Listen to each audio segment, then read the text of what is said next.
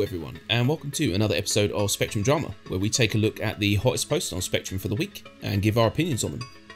So before we get started, just another reminder that we've still got our competition running until the end of the month, so there's only a couple of days left, so definitely get commenting on this video, and that will give you some more chances to win that awesome red armor set. Okay, cool, let's get started.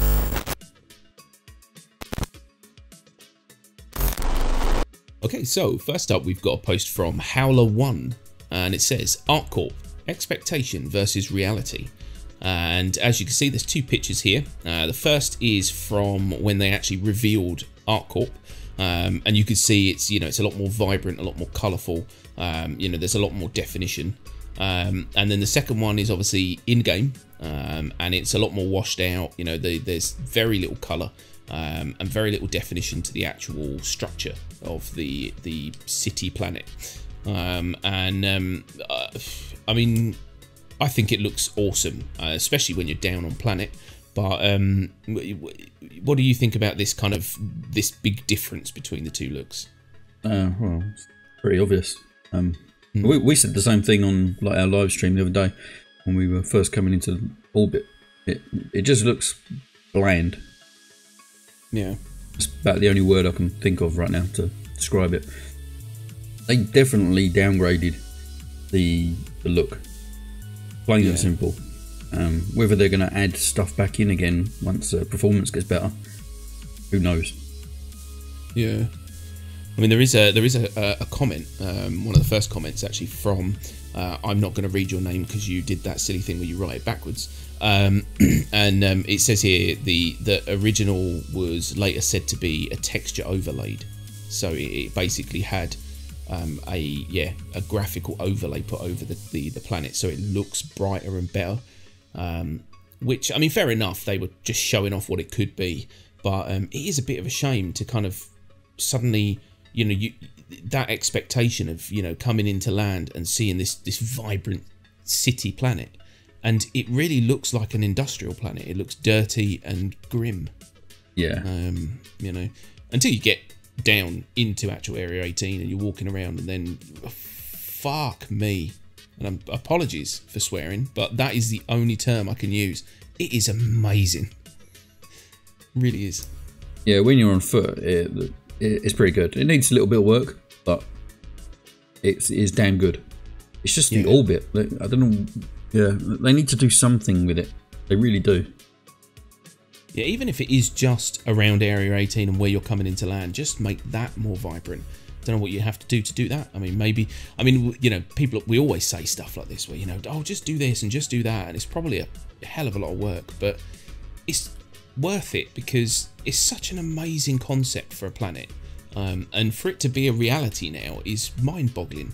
But then to bring it out in a sort of slightly blander format is just a bit of a shame, and it's such a high contrast to when you're actually walking around and everything is illuminated and everything's neon and just looks amazing, and then it's a disappointing entry. Yeah. Yeah, so I don't know, definitely needs some work. It's kind of like advertising a product and then Ubisoft do this all the time. Advertise a product and then downgrade it until it's kind of passable. Yeah. Most people do it. A lot of these game developers, you always see their E3 stuff come out and they're like, look, it's the best looking thing you've ever seen. And you're like, yes, it is. And then the game comes out and they're like, it's not bad. And you're like, no, it is compared to what you showed me. Yep. Not fair, really.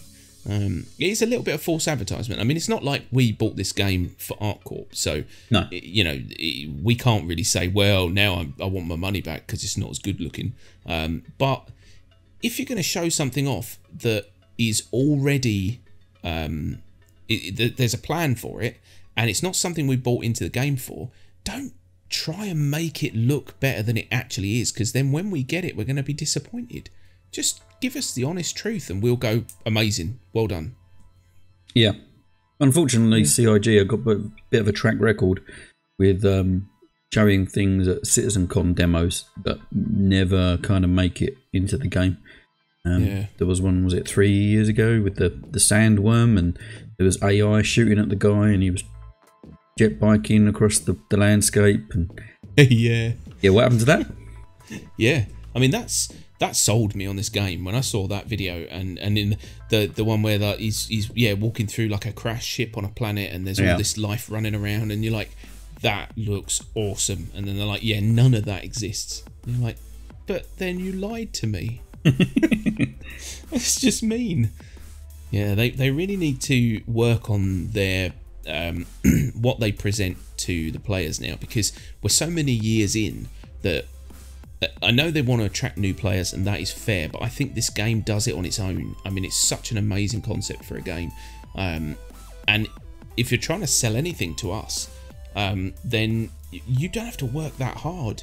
Just show us what you've got, and we'll say, wow, that's amazing, you know, well done, CIG, because let's face it, we're all a little bit biased to this game now, and leave it at that. But don't try and, you know, dress it all up with a bit of, you know, shiny overlays, because we'll be disappointed. Yep. Cool. So next up, we've got a post from Crimson 8, and it says new flight model versus previous one poll, and there's basically a poll whether you like or don't like it. Currently the poll is sitting at 200 thumbs up to 22 thumbs down, and I mean, I personally haven't had a huge amount of time to test it. I've kind of panic flown into Arc Corp, and there's been some bugs in that, and so therefore it's kind of detracted from my ability to say yes, it's great, or no, it isn't. But just my initial kind of feel from it is it's good. I mean, it feels a lot more like it should when you're flying especially a heavier ship. I mean, you've had a little bit more hands-on, not a lot, but a little bit more than me. And what's your feeling on it so far? Well, I'm kind of in the same boat as you. Done a little bit more testing with it, but not too much. So far, I like it. Yeah. Haven't tried atmospheric flight too much, only entering Arc Corp. And then we got stuck there, so yeah, that's where we are. That's where we live now. Yeah. And entering atmosphere at Arc Corp doesn't count because it's like 2.5 frames a second. So yeah, and the spline jump point was like halfway through the atmosphere as well. So yeah, the actual flight time down to the city, well, not the city because the whole planet's a city, to the landing zone was like, I don't know, a minute or two. It really wasn't anything. Really quick, yeah. That's the one thing I noticed actually when we came in, is that we were really. It looks like you're going to crash when you're coming into warp, and you're really close, and it's good. Again, I mean, the only downside really that I found so far is that Arc Corp itself, the heads-up displays are bugged when you get to the end of your warp, and so you don't have any indication of thrust, of speed, or anything like that, altitude, and so you're kind of flying blind with a new flight model that you don't know very well. So that really is dangerous. And I mean, I was proper like nannying it into the hangar because I was terrified I was gonna suddenly just go forwards and end up killing myself. So well, it needs to do a lot more testing with it, but from what I've used so far, I think it's a good change. Feels more like an actual flying craft, spaceship, whatever you want to, kind of definition you want to put in. The other one was very sort of stopping on a dime and doing 180s without any problems. Now, a bit more drift. Feels good. Definitely. I'm impressed with the weight of the ship now. The ships actually feel their size. I mean, I haven't tried too many ships, but you know, like I've always thought that the Freelancer specifically always felt way too nimble for its size. Like, oh yeah, the stopping speed of that ship was unreal. I used to come in to land on a planet on on a moon like Yellow or something, and I would come in at full speed. I'd get to about 4,500 meters or 3,000 meters, and then I'd just go air brake, and that was it. I just stopped and landed. It was way too easy. And I quite like the fact that they've got this kind of thrust mechanic, and you can kind of set the speed you want, and all that kind of stuff. It just gives it an element of it's a little bit more, I don't know what the term is, but you're going to have to get a lot more familiar and a lot more precise with your flying now, and that to me just makes it a huge thumbs up. Yeah. Okay, so next up we've got a post from Matthias, and it says quantum jump improvements for people watching. And the gist of this really is when you're actually watching someone else from another ship warp, you get this kind of, you get like a blue light around the ship, and then it just whizzes away. There's nothing else. There's no sound, there's no effect, there's no warp in time or space or anything. It's just nothing. It just goes whee and he's off, minus the wee. So it's a bit of a shame, and definitely, Matthias, I agree with you. I mean, I can't say I've ever sat and watched people warp. I mean, is that one of your favourite pastimes? Not really, no. Kind of boring. Yeah. At the moment there's not much to see. They zoom off. Golf clap. That's it, really. Yeah. I'm pretty sure they're going to add some sort of really fancy, flashy, visual, VFX when someone jumps away at some point. Yeah, I mean, they're not going to just leave it at that, because why work so hard on getting everything to just look and sound awesome and then miss out on such an awesome thing, especially like even more so when you come into warp and you go and you get there, and then all your friends warping behind you. Having nothing would be a bit strange. Although the one thing that I would have to question is when you say you don't hear anything, would you hear anything? In real life, no, you wouldn't, but you would in the game, because they try and explain it by having like some sort of I can't remember what it was called now. But like the ship kind of simulates sound, so it makes you feel happier, I guess. I don't know. Yeah, that makes sense. It's like when people buy muscle cars, electric muscle cars, they put in V8 sounds so that you still feel good about owning a muscle car that's electric. Which to me just makes no sense. Just get a V8. But yeah, that kind of does make sense. Because that's the thing as well. I mean,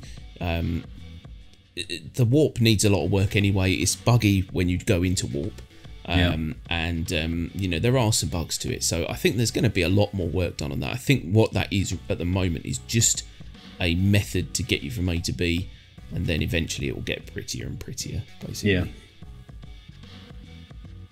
Cool. So next up we've got a post from Aotwa Nelarath. Providing component stats in game. So basically, the long and short of this is there are no real stats for components. So things like how much better is this cooler from this one, other than a description. This one's best in class, this one's medium range, or whatever they want to call it. There are no actual hard and fast stats for these things, which can make it really difficult when you're trying to kit your ship out as best you can. Let's just say you're minted, and you can afford to buy the best of everything. How do you choose the best of everything if you don't know the minute differences between the top of the line stuff? So I mean, you spend a lot of time looking at stats, let's face it, because to break the illusion, most of the hard graft of getting all the stats for ships and all that stuff is your forte. So how do you feel about this? I mean, do you find it tricky not having these sorts of stats? In game, yeah, a little bit. Yeah, I mean, well, so Star Citizen has a general problem with that aspect. There is no stats in the game. Yeah, you will not find one stat anywhere. So if you want to look at which item is better, you will have to go on Google or a third-party spreadsheet. That is the way it is at the moment. Hopefully they will change that, because if they want us to sort of upgrading our ships in game, they should provide that. You should not have to come out of the game to look up the stats or something. That should be there in front of you. Hopefully they add that in at some point. And it makes sense to have that in game. If you go into a I don't know, some sort of a car garage, and you're looking at exhausts, and you want to know certain specs of that exhaust, that is usually on hand somewhere. Someone can advise you on its performance, but at the moment in game there is none. It's a bit frustrating, because I mean, I can kind of see, like, what I wouldn't want them to do is to go too far. So, for example, knowing things like rate of fire, velocity, fall off, all that kind of stuff, those are things that you can prove. But knowing the damage of something, that's the only thing where I have a grey area. Because I think, in real life, we don't go, oh, that bullet does 12 damage. It depends where it hits you. It depends, you're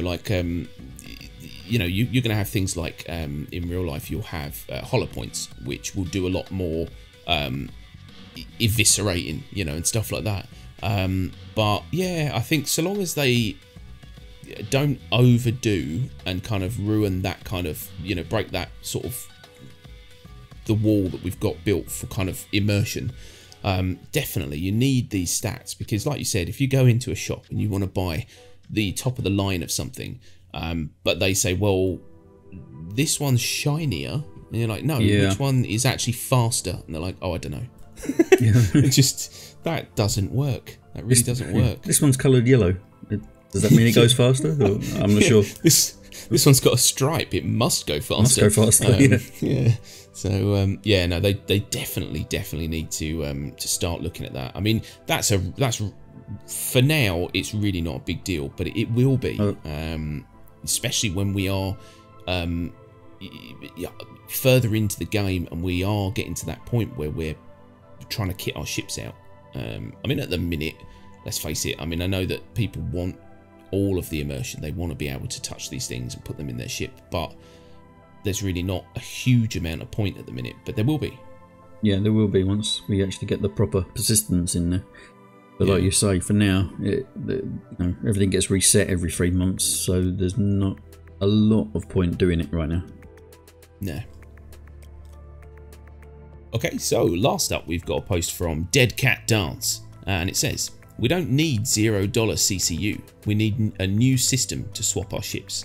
And this kind of stems from the fact that you used to have this $0 CCU where you could basically, in theory, swap your ship for the similar shipping class, but now that's not an option. And if you want to swap your ship out, you need to melt a ship and then buy that new one with store credit.